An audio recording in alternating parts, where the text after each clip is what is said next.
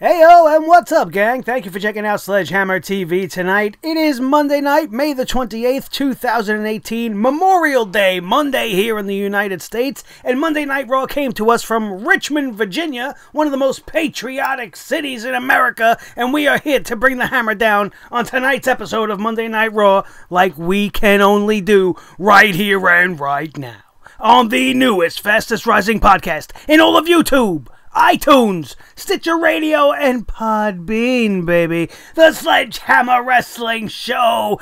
Let's do it. The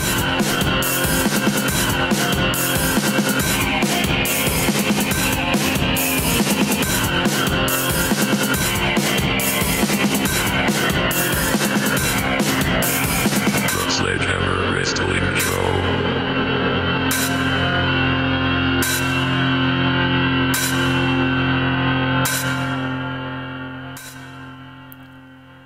Alright, wrestling fans, thank you so much for joining me. My name is Nick Nightmare. Along with me, as always, is my trusty tag team of Thor, the wrestling god of thunder, the official sledgehammer of the Sledgehammer Wrestling Show, and my little buddy, my most trusty companion, and the world heavyweight champion of microphones, baby, Blue the Snowball. Let's talk about tonight's Monday Night Raw, if we have to. I mean, I don't really want to, because there's really not much to talk about in a show that can be considered garbage. Now, I don't like to call something that I love so much trash, but when that is what they present to me, I bring to you guys the truth, uncensored, uncut, not coated in sweet, tasty nuggets of, well, this was good because... No, there was almost zero good to come from tonight's Raw, and we are going to drop this hammer down on all of those things. But it is very important today, at least for those of us here in the United States of America, to take a moment to remember those who lost their lives and gave themselves in defense of this country to stand up for what we believed in for here in the United States. My grandfather, a proud Navy man. I have a cousin, my cousin Steve. He's a proud Marine. Served a couple of tours overseas recently. Very proud of all of my family that can do something that I cannot do.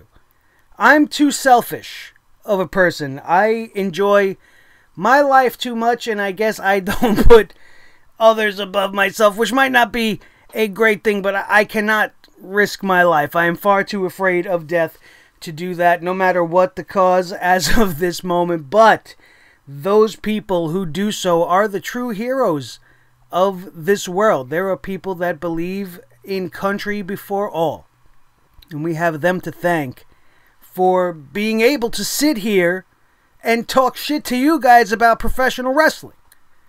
I get to reach voices all over the world, say whatever the hell I want, as long as it doesn't, piss off YouTube, I guess. But all in all, I have all of those people to thank. Memorial Day, a very important holiday to just take a moment, make sure that you show your respect and remember those who have given their lives for this great country, even when it doesn't feel so great. And thank you for that. And that is enough of that, and we are going to talk about Monday Night Raw. That is why we're here.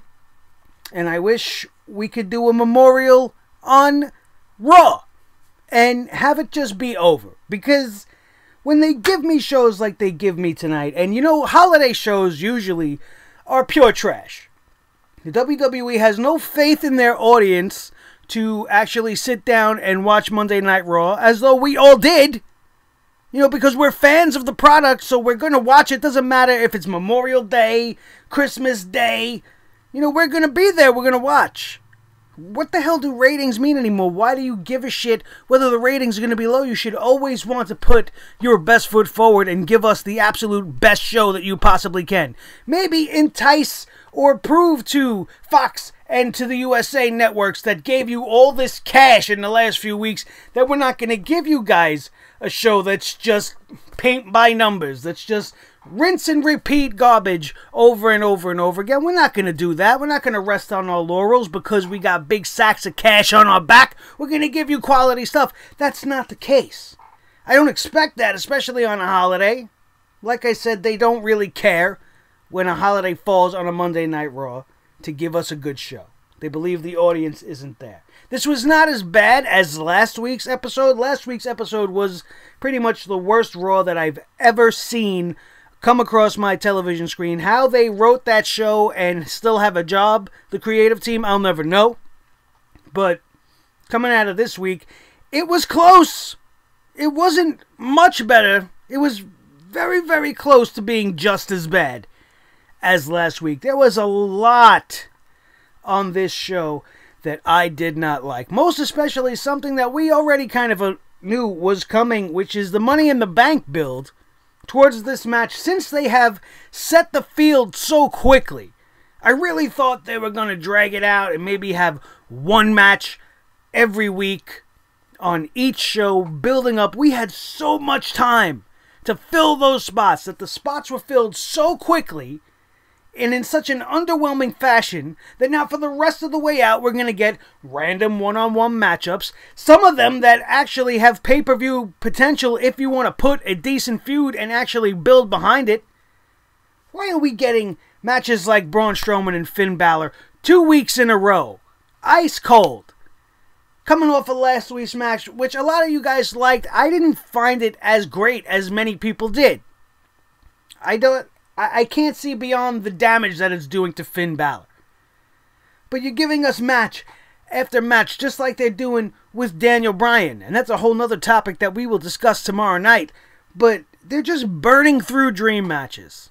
And if you want to call them dream matches, maybe that's a little cliche. But they're burning through high-quality matchups based off of this Money in the Bank that should be real big-time feuds. Things like we're going to see as they advertise next week. They're going to continue the trend. Bobby Roode versus Braun Strowman. We had Kevin Owens versus Bobby Roode tonight.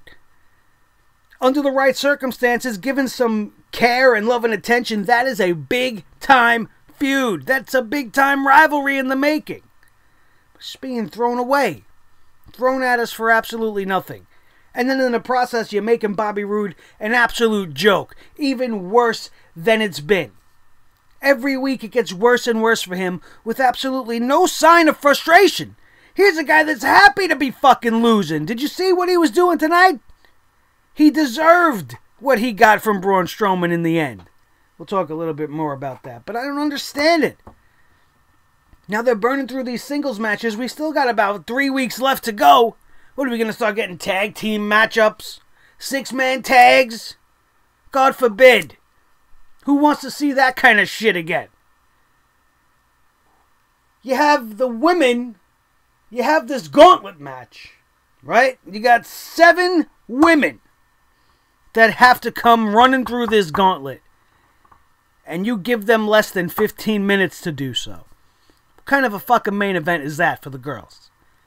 That's disrespectful, if you ask me. And then the way they booked it, the WWE clearly has gone insane. I don't understand. Now, I can appreciate what Sasha Banks and Ruby Riott did at the end of that women's gauntlet. I have said on this show many times, Ruby Riott taken out of the Riott Squad and given a decent singles push on her own.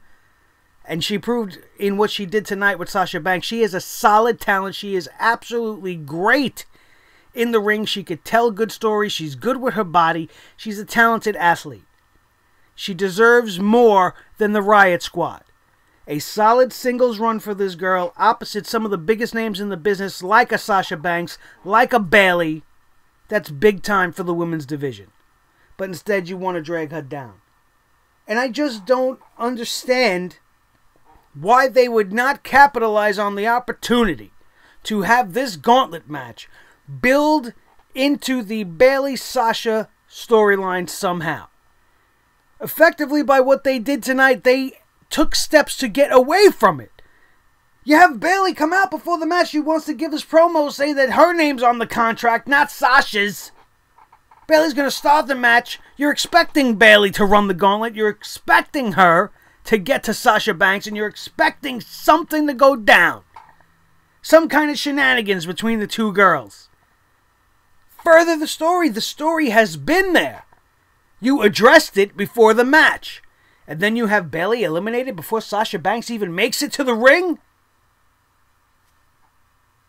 Sure, you wanted to give Ruby Riott the rub by getting the pin on Bayley, but what a missed opportunity. This is one of the biggest things they could be fighting over right now. You didn't give them the championship to fight over. This is the next best thing. The Money in the Bank. You don't have them come to blows over this? Sasha's just in it now. Bayley's out. And that's it. How is that feud not a part of this Money in the Bank ladder match? They should both be in this match. Why fucking Lana is in this match and Bayley isn't is baffling. I know they're on separate brands, don't get on my balls, but when you look at the lineup, after Sasha Banks won the match tonight and filled out the women's Money in the Bank, Lana sticks out like a sore thumb. She just doesn't belong there. There is literally a list of more qualified females that should be in that spot. Ruby Riott should be in that spot. I know we're talking about Raw talent right now, but listen, it is what it is. Your talent is where it's at. Liv Morgan? No. Little Miss Trenchmouth. Why isn't somebody confronting her about this blue tongue? She is not George the Animal Steel. You should not be infringing on that sort of a gimmick. I know, like, the old is new type of thing. She's bringing it back. She's making it her own. It's not a green tongue. It's a blue tongue. Good for you, honey. You look like you're blowing the whole entire Smurf village. Nobody wants to tell her that. Little Miss Trenchmouth. She's not deserving. Lady Strowman, Girl Braun, Sarah Logan, she don't deserve to be in the Money in the Bank. But neither does Lana. Both of those girls, as much as it pains me to do so, actually have more legit wrestling credentials than Lana. So you could even make a case for the Smurf Blower and for Lady Braun. At least over Lana. But I hate that. I hate that Lana's a part of this match. It brings the whole thing down. Especially when Sasha Banks gets added into it tonight. There is so much legit talent in that match. And it's quite unpredictable at the moment. We'll talk more about the women's Money in the Bank as things progress. But some of the other things I disliked about this show is how the WWE has no respect for people and their birthdays. Today is Seth Rollins' birthday. Happy birthday, Kingslayer. Okay? Very big fan of Seth Rollins, as is most of the entire free fucking world. The guy has been the most valuable player on Monday Night Raw all year long. Maybe even for multiple years since he's come back from his knee injury. He has been probably the only must-see thing on Monday Night Raw outside of Braun Strowman. And today is his birthday. And the WWE, in typical celebratory fashion, gift him with a loss to Jinder Mahal. That really makes no sense, and we will get into that. But couple that with a nice solid guitar shot to the back of the head that's going to send you tumbling down from the announce table to the floor, the arena floor. Happy birthday! What the hell is with the WWE and their hometown people? When you go to your hometown, you get just absolutely abused. And apparently when it's your birthday, don't go to work. Because you're not going to get any good gifts. At least from WWE Creative. But you're not going to get any good gifts from them on any given day of the week. Because they have no idea what they're doing. And the Seth Rollins Jinder Mahal situation is clearly an example of that. Seth Rollins has been putting on Match of the Year candidates consistently on Monday Night Raw and on WWE pay-per-views throughout the year. Like I said, MVP. You are telling me he could not easily dispatch Jinder Mahal? You had Sunil Singh come out twice to try to give Jinder Mahal the advantage, and you want me to believe that Seth Rollins was frustrated enough to the point where he is going to get himself disqualified? The roles should have been reversed. Jinder Mahal should have been very frustrated at the fact that he could not put down the Kingslayer. Go back to the well, hit him with the chair again. You got Seth Rollins going crazy with the steel chair. He is the good guy in this scenario. That's not what babyfaces do. And I think he clearly, even in his own mind, knows he could beat this guy. Why in God's name is he getting himself disqualified? This is a fighting champion. Fighting champions don't get disqualified. They fight till the bell rings and there's a clear winner or a clear loser. Jinder Mahal got under his skin that much? Terrible. All of this to lead to a very inconsequential ending, like I said, and Seth Rollins goes to the top to celebrate his loss on his birthday, holding the chair up high, and gets a guitar to the back of the head by Elias. Now, all that being said, I don't mind them starting the program with Elias and Seth Rollins. I would much rather see him moved away from Jinder Mahal. Elias is a much more worthy adversary. He reminds me of a modern-day honky-tonk man. I think he would be a fantastic heel Intercontinental Champion. An Intercontinental Champion does not only work on a babyface, it works probably best on a babyface, but it also works very well on a very good heel, a la Macho Man Randy Savage, or Ravishing Rick Rude, or a Shawn Michaels, or an Elias. He would absolutely do the belt proud. He is a fantastic wrestler. We don't get to see enough of that. They like to make a joke out of Elias, as they kind of were doing tonight. But I like the direction in which that is going. I don't like how we had to get there with a loss for Seth Rollins to Jinder Mahal. Why Jinder Mahal has to win by any means is just ridiculous. And it makes no sense. It makes no sense. Seth Rollins is one of the best and most gifted wrestlers in the world today. He's not going to get that frustrated that quickly. He knows he could have easily dispatched Mahal, and I don't like that. What else didn't I like? Oh, well, how could we forget? Since I'm so full from my own Memorial Day barbecue, I came home, I grilled up some sliders, right? I grilled up some sausage patties. I had a nice little beef pinwheel. If you don't know what that is, it's a nice piece of flank steak, and it's sliced up, and it's got peppers and onions and provolone cheese, and it's absolutely fucking delicious. And I chowed down. We had some potato salad. We had the beers nice and cold. We did the Memorial Day thing the right way. We didn't have cold bologna sandwiches. We didn't have food with no spices, as Titus O'Neil was complaining about. We all know why Titus O'Neil was very perturbed at this barbecue. That's not my bit. I'm not going to go into it. But you all know, all my little crossover fans, you know what it's all about in Titus Catering. He obviously took offense to a barbecue that was not catered by his own means.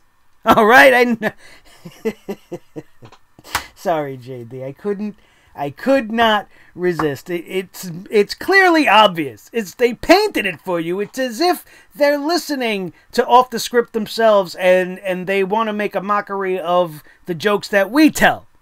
Or they're actually just bringing all the things that we say to light and making it be absolute truth. Absolutely ridiculous. The B-Team Memorial Day fucking barbecue, from the minute it was announced, you automatically knew it was going to be nothing more than one of these WWE time filler food fights, which was absolutely unnecessary. They want They want to entice the rest of the tag teams into letting them jump over them for a #1 contendership. You had something going with this B team. At least I thought so. In the last couple of weeks, they had their little matches. They have their Sharpie pen t-shirts. They do their little thing. Like, I like their little thing. I was enjoying it. I think it has some legs.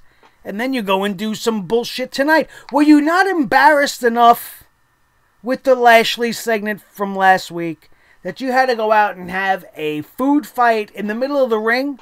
Why couldn't this have at least taken place backstage? Not be such a big part of the show, like you used to do. Show them back in catering. The B team trying to persuade everybody, bringing them bullshit food, and then the food fight breaks out. I don't even want to really see it in that context either. But of course you knew they were going to go to it. As soon as you heard barbecue, you knew food fight. It's a holiday. This is what we do on holidays in the WWE. We have food fights, and we bop fucking apples, and we choke on turkeys, and we throw pies in people's faces, and nobody ever gives a shit. Nobody ever enjoys it. Did you see the crowd having a good time? Was anybody fucking laughing? I wasn't laughing. I was being embarrassed. Another moment to be embarrassed for being a wrestling fan. This is what you have to showcase your tag team division. A fucking barbecue segment. You don't got time to give these guys matchups, but you got time to have them all stand out there, pretend to eat food, and have a food fight. That is unacceptable. And then, to make it even more nonsensical, the Ascension's at this barbecue. Earlier in the night, the Ascension got beat by the Deleters of Worlds. So why would they give a shit? They are obviously at the bottom of the barrel.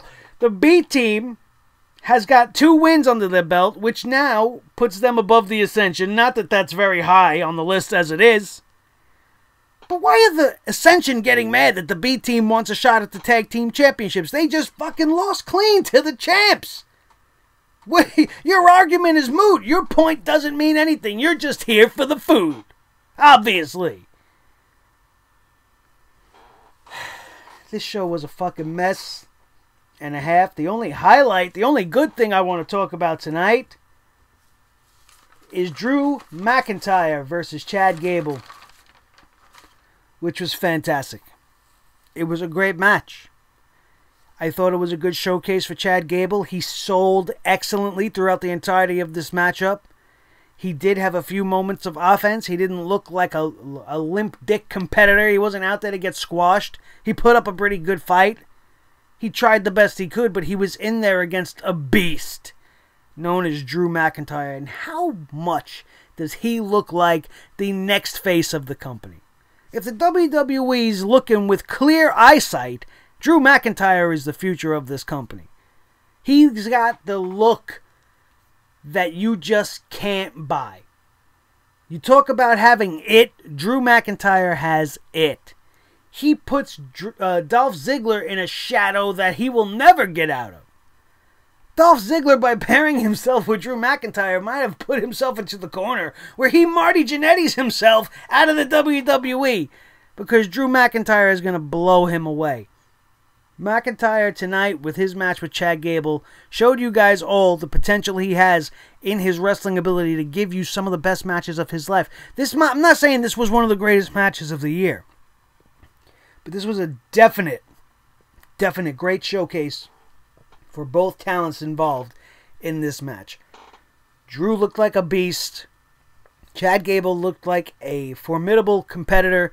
Dolph Ziggler not making too much of an impact on the outside. And these guys walked away as the show. It looks like they are going to go with that as a moniker. They keep saying it. They don't just want to be the show. They are the show. And I'm all in on it. I absolutely love it. I love everything that they're doing with Drew McIntyre. I hope that it has some sort of a positive effect on Dolph Ziggler, but as I just said, I have a feeling it's going to do the opposite, and poor Dolph's going to be left out in the cold once again. You know, Dolph Ziggler at one time was the hottest property in the WWE. Like how Braun Strowman is right now, that was Dolph Ziggler back in like 2012, 2013. To see how far he's fallen is quite something. And hopefully, like I said, this is a kickstart to something else.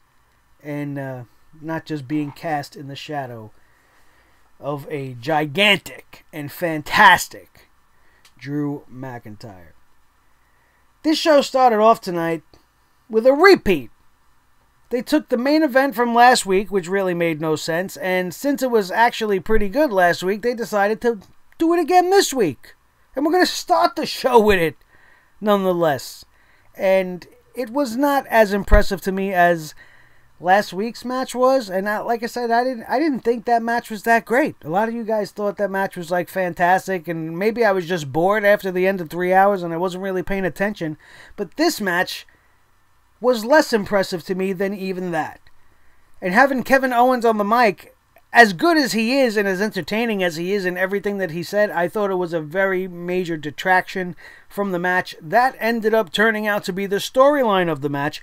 Owens kept popping off commentary and distracting the competitors in the match. Talking shit to Braun Strowman, trying to tell him how can you let Finn Balor get to you? He's such a little guy. You're a big bad Braun Strowman. Why don't you get at him, do some damage, trying to amp him up. He did the same thing for Finn Balor. Braun Strowman embarrassed you, this and that. Why don't you go get him? Next thing you know, Kevin Owens is involving himself in the match. He attacks Finn Balor after they made it seem as if Finn Balor actually had the upper hand in this match. Finn Balor delivered a coup de grace to Braun Strowman. He was going up to deliver a second one just to ensure that he was going to get the win in this scenario, and found himself on the floor thanks to Kevin Owens. And that was the end. And that was the end of this whole thing. Braun Strowman gets pissed off, throws a ladder clear across the arena. This guy threw that ladder like a center fielder trying to gun out a runner going for the plate. You know what I mean? A little baseball analogy for you guys there. He definitely launched that ladder into the air. I was afraid it was going into the crowd, and the WWE was going to have a few lawsuits on their hands. But Strowman, I guess, has the accuracy of a Major League Baseball pitcher, as it landed almost perfectly on the ramp. Nearly landed on the stage. Probably would have went through the Titantron if he wouldn't have held back. Guy doesn't even know his own strength. Absolutely ridiculous. But this match, like I said, just a repeat of last week. Nothing very special here. Owens got involved, and that was it. Then we have Elias. Elias comes out. He's essentially wasted. He's going out there doing his Elias thing. He's trying to play his guitar. He's playing with the Virginia crowd very, very well, because he's a master manipulator of microphone skills and can play a crowd as well as he plays that 6-string guitar that he brings to him with the ring every single week. Absolutely masterful. But the WWE wants to go to commercial. I felt like every 5 minutes we were going to commercial tonight. We'll get back to that later on. But we come back and Elias is still in the ring. He's still talking his shit. And then Seth Rollins would interrupt. He would make his entrance holding the Intercontinental Championship and asking Elias politely to exit. And then would take his chair and toss it outside the ring. Elias would leave without incident. And we would have the Seth Rollins match of the night. Jinder Mahal, if you look at this match, you would probably say, oh, well, this was Jinder Mahal's best match. No. He's in there with Seth Rollins. And Seth Rollins could wrestle a mop and make it entertaining. He'd probably make the mop look even better than he made Jinder Mahal look. You give Jinder Mahal zero credit for looking any good tonight, because it all goes on the shoulders of the architect, Seth Rollins. Like we said earlier, we did not enjoy the end of this match, as Seth Rollins would find himself disqualified for using a chair unnecessarily, nonsensically, and would then find himself blasted in the back of the head with the guitar by Elias, setting up what I think will be a much better Intercontinental Championship feud. Nia Jax. Holy shit. Why did I have to turn the page? You know, sometimes Raw is so long that by the time you get to the end, you forget what you saw at the beginning. Which is why we take notes when we do what we do here on the Sledgehammer Wrestling Show. And I come to this point in the notes, and there's all kinds of crazy markings and angry little things written here. So I'm going to tread through this page carefully. They want to have Nia Jax come out and face a jobber. She's the World Heavyweight Champion of the women's division of Raw. She's going to wrestle a jobber as an exhibition to prove something to Ronda Rousey, who made her way to the commentary team, interrupting Nia Jax's entrance, by the way. Not that that matters, because I could give two shits about this whole story. This god-awful scripted promo segment made the least sense of anything on Raw tonight. It, to me, rivaled what we saw last week with Sami Zayn and Bobby Lashley. Because if you want to take a look at this segment, Nia Jax suddenly is heel. Now, I don't like cold turns. I don't like phantom turns, where it just happens and people accept it and fill in the blanks. Dave Meltzer. 70s booking? No, bro, that's called writing a wrestling show. Making it interesting. You don't leave blanks for me to fill in. Tell a fucking story, bro. This is not telling a story. This is leaving out a very big part of the story. Because when you take into account that Nia Jax was just the figurehead and at the forefront of a storyline, which was meant to have her being the anti-bully, right? She was the girl that was going to take on the bullies and treat you how to be proud of yourself and love yourself and I love my body and I love this and I love that and everything's so great and I love the world. And you went even as far as to have her challenge Ronda Rousey. Oh, I'm with Ronda on the red carpet. You're so pretty. Oh, you're cute. You're pretty too. Let's fight. Let's fight. Let's have a match. I'm challenging you. I'm going to challenge you.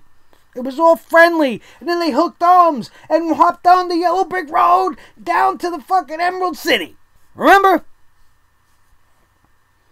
And now she wants to come out and essentially bully a local competitor who was apparently some sort of a somebody somewhere, some Melissa Webb. I don't know her. I don't care.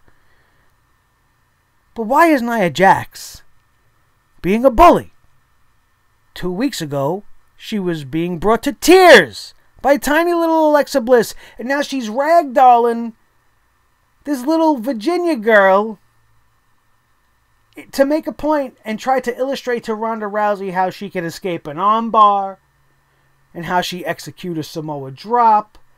And she's delivering all these cringe lines in between each maneuver. And Ronda Rousey's sitting up there trying not to smile. She's smirking. She's smirking through the whole thing because we don't want her to smile, but she's uncomfortable, so she's smirking the whole time. And what was up with her fucking hair game, bro? That half head braided, the rest of it all fucking mangled. I don't know who's styling Ronda Rousey, but they need to be fired. I'm no stylist. I'm no, Hollywood fashion plate like Freddie Blassie, but I know what looks good. And Ronda Rousey consistently comes out on TV not looking good. Not even looking decent. I don't know what that hairdo was. She's trying so hard not to smile through this whole thing. Nothing happens. Nothing happens. Ronda comes to the ring. Nia Jax walks out after giving another cringeworthy thing and a forced laugh, remembering her lines, trying to laugh like the Joker, and then walks out without getting the championship from ringside. Now that is huge to me. You might not have even noticed it. But she didn't have it on her shoulder. She didn't have it around her waist. She walked out of the ring and left the arena, or left ringside at least, and left the championship with JoJo at the announce booth. That move alone signifies to me she is not ready, nor is she worthy of being the women's champion. How do you leave your belt there? You forgot?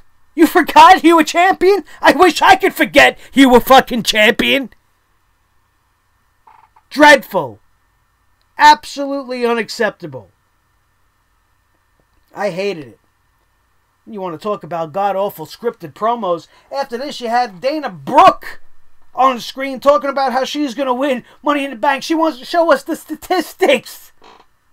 She wants to show us the statistics. The only statistics that mattered is how many French fries were in the vomit that came out of my mouth after I had to stomach through her fucking promo segment.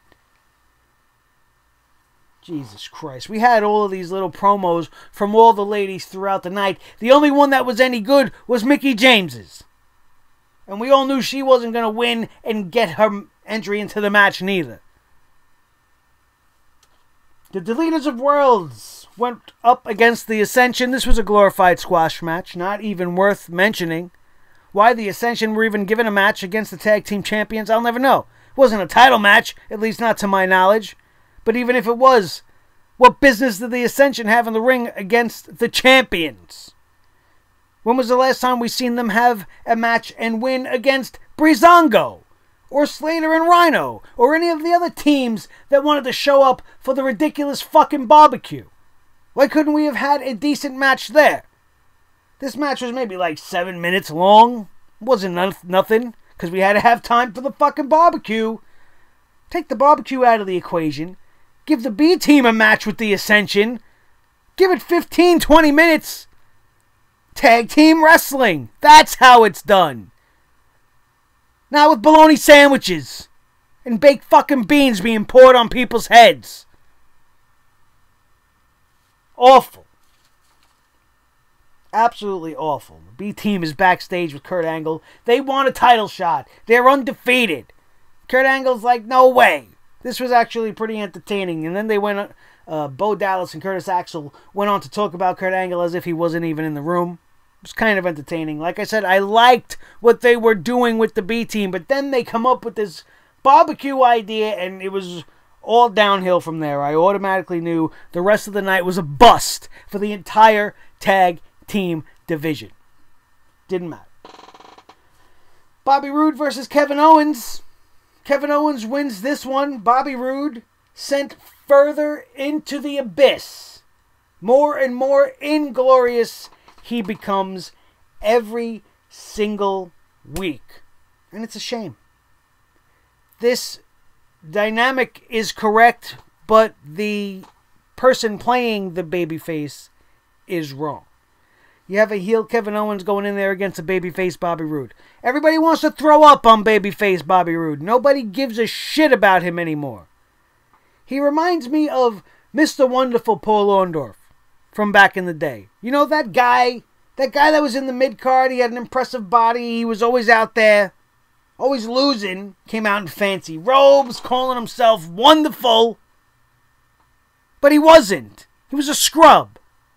That's what we're getting out of Bobby Roode. Now, the thing that aggravates me is we are seeing absolutely no signs of frustration out of Bobby Roode. They're not even hinting that he might be going near a heel turn. He's just losing and then acting like a goofball. Couple of weeks ago, you got him dancing with his ass with the New Day, flipping pancakes on the stage, right? And now you got him happy, cheering on Braun Strowman after he comes out to get a measure of vengeance for Kevin Owens earlier in the night and his interference in his match. Which he didn't interfere and do anything to Braun Strowman. He got Braun Strowman disqualified, I guess, but that's enough of a reason, I guess, to piss off. The wind blowing in the wrong direction pisses off the Monster Among Men, and to me, it didn't matter. You know, Kevin Owens got 2 running power slams, and then Bobby Roode is sitting there, jumping around, happy, cheering on Braun, telling him to do one more, and Braun Strowman turns around like, what's wrong with you, bro?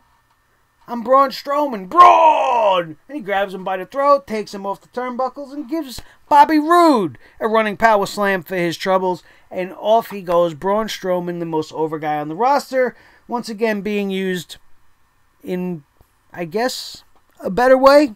This is what you would expect from Braun Strowman, to be a monster, to go out and tear people apart. But, I don't know, man. I just was not feeling it at all. Just like I was not feeling Sami Zayn's apology segment. This, I feel like, picked up right where last week left off. Comes out and gives a very disingenuous apology. Turns out it was exactly that. He gives this very corporate, very stated apology, and then he's like, you guys should be apologizing to me. You should be feeling bad for me. And listen, Sami, bro, I do. I get everything that you said tonight. Sami Zayn went on a tirade telling us how the fans should feel bad for him, that he deserves better than this. And he does. It's almost like he's speaking through my mouth. I was saying these things last week. You were wasting Sami Zayn in a feud with the most robotic, boring piece of trash ever, Robo Bobby Boring Lashley Trashley. This segment did absolutely nothing to further this storyline in any interesting manner. All it really did was aggravate me in a way, because this was a segment in which the WWE chose to use today's holiday, Memorial Day, as a tool in their storytelling to try to get over Bobby Lashley, because he's a former military man. And you can't tell me it wasn't storyline and scripted, because why didn't anybody else give their thoughts and prayers or their Memorial Day wishes throughout the night? Only Bobby Lashley took a minute upon himself to say, hey, by the way, you know, I was in the military, I got family in the military, happy Memorial Day to everybody, I salute you. Pulling the John Cena salute, right? Don't give a shit if you salute when you have no soul in your eyes. And you got this fake plastic smile. I salute you. Robo, Bobo, Bobby, Trashley, Lashley. Garbage. Crickets. He got a pop when he saluted the Memorial Day holiday. Anybody would get a reaction to that. But come to the end of the segment, where he nearly crushes Sami Zayn's hand after Sami shakes Bobby Lashley's hand and agrees to a match with him at Backlash. Nobody gave a shit. He walked out. Nobody cheered when he came out. Nobody cheered when he left. Nobody cheered or cared about anything Sami Zayn had to say. How much further can you damage Sami Zayn before this is over? That's the only thing that interests me. And will he be able to recover from the damage you are doing to the once very hot Sami Zayn? You took him away from Kevin Owens, which is okay. But in these scenarios you're giving him, my God, we could do without him. We could do without him all. We talked about Drew McIntyre versus Chad Gable, a great match in which McIntyre wins the whole shebang. That whole thing started off, we all know, a couple of weeks ago, and last week he went up against Dolph Ziggler, Chad Gable, and this week he took on the other half of the show, and I think this week's match was much, much better than last week's matchup, and I see big things in the future for both of these guys. Chad Gable and Drew McIntyre, don't sleep on them. Future of pro wrestling. The most interesting thing I think that can happen with this going forward is if we have a returning Jason Jordan come to the aid of his former partner and we see the reformation of American Alpha going up against McIntyre and Ziggler. That would be a fantastic feud, and I would love to see that happen. Make him come back, not as Angle's adopted wrestling son, but as Jason Jordan, and just drop that like you've dropped so many other things. Let's pretend it didn't happen, and let's go along with the American Alpha thing. Maybe make Kurt their manager, not their daddy. It'll be much more interesting. At least to me. After that match, we had the barbecue. I don't want to talk about it again. It was juvenile. It was ridiculous. It turned into a stupid holiday food fight, and I don't give two shits about it. The WWE obviously are trying to test the limits of just how much they could embarrass themselves and us wrestling fans to see how much we could actually take. Because this hammer almost came out and went right through my brand new television screen as I had to watch those beans go over Bo Dallas's head. And Rhino sitting there stuffing his face with bologna sandwiches like a jackass. This whole segment was absolutely ridiculous. Then they want to talk about next week. You want to talk about next week? We get more of these mixed up one-on-one matches featuring all the people from the Money in the Bank. We get Bobby Roode versus Braun Strowman. We get Kevin Owens versus Finn Balor. We're going to see Nia Jax take on Natalya. Maybe she'll remember to bring her belt with her. Maybe. This isn't the first time she's forgotten the belt. She's come out with it on many occasions without it. Ridiculous. Versus Natalya, Ronda Rousey's friend. For what? For what? To sell that? To make Ronda Rousey scared of whatever she does to Natalya? I don't care. And a tag team battle royal. Gifted for the B team, pretty much specifically, by Kurt Angle. And the winner of that match will get a shot at Bray Wyatt and Matt Hardy for the tag team championships at Money in the Bank. And what's with everybody not being able to say Bray Wyatt's name tonight? Curtis Axel couldn't say it. Kurt Angle could never say it. Kurt Angle could barely say anything. I don't know why his lips aren't connected to his brain anymore. After that announcement, we had the Women's Gauntlet match, which we kind of talked about a little bit. And once again, I want to address very quickly the commercial breaks. You want to give me 15 minutes of a Women's Gauntlet, but you want to throw 2 commercial breaks in there during key moments of the match. I just couldn't really get into it. It was not a very impressive main event until it came down to Sasha Banks and Ruby Riott. When Ruby Riott eliminated Bayley, I was very, very disappointed. Not because Ruby Riott won, but because I was expecting them, like we talked about earlier, to further the story between Sasha and Bayley, which seemingly is just dead in the water because they didn't even come close to crossing paths tonight. They didn't even pass each other on the entrance-exit thing. It's just seemingly gone. We talk about it, but we're not going to do it. That's WWE's motto, I guess. Nothing very special, really, about this match. Sasha and Ruby was fucking great. Sasha taps out Ruby Riott after a failed double attack by the Riott Squad, which was unnecessary and took away from the great stuff that was going on in that match. But in the end, it didn't matter. And now, Sasha Banks is in, and we have Alexa Bliss, Becky Lynch, Charlotte Flair, Ember Moon, Natalya, Naomi, Sasha, and Lana, the sore thumb, Vince's favorite, and the corporate face of the women's division. The new Eva Marie is what I'm really thinking. Vince loved Eva, right? Lana's got that same kind of build going on. She don't deserve to be in that match, no matter what we say. But Sasha's in the bank! And Monday Night Raw is in the books. And it was another one. Another one that makes me shake my head. 1 or 2 decent matches, decent moments, and 3 hours of absolute drivel and garbage. And I'm not looking forward to seeing much more. And I wish Money in the Bank was next week, because the build's been so terrible. There's not much more they can do to interest you. Let's just get it going already. I just want to get it over and done and see what the hell they have to do. Just like I want to see what is going to be going on tomorrow night on SmackDown Live. They have the most legit main event probably of the year. Daniel Bryan versus Samoa Joe. Winner moves on to Money in the Bank.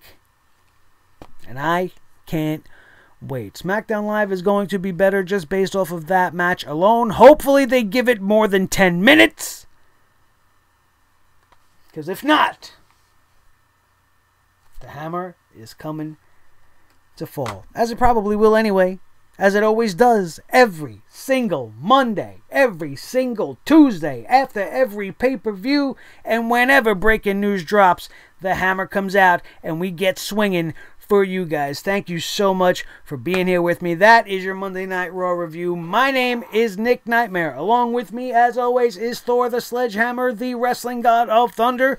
Blue the Snowball, the world heavyweight champion of microphones. This has been the Sledgehammer Wrestling Show right here on Sledgehammer TV. Do not forget to like, share, and subscribe. Let's get this channel to 1K before we get to Money in the Bank. Let's do it. All you got to do is hit that subscribe button right now. Share this video with all of your wrestling friends all across the wrestling world, and spread the word that when you want your wrestling news and you want your wrestling reviews and you want it unfiltered, uncut, and with no sugar added, you come to the right place. Sledgehammer TV is the place to be. Do not forget to subscribe right now. Also, if you want to take us with you on the go, we are available in audio form as well on iTunes, Stitcher Radio, and Podbean.com. If you missed the subscription box showdown, that went up this weekend. That is not available on audio platforms. That is exclusive property of Sledgehammer TV, as is all of our House of Glory stuff. If you missed our House of Glory review, which is actually on fire on the channel right now for some reason, I urge you guys to go and watch it. Don't forget to hit that thumbs up over there when you do as well. Thank you guys always for all of your continued support. Let's get this channel growing.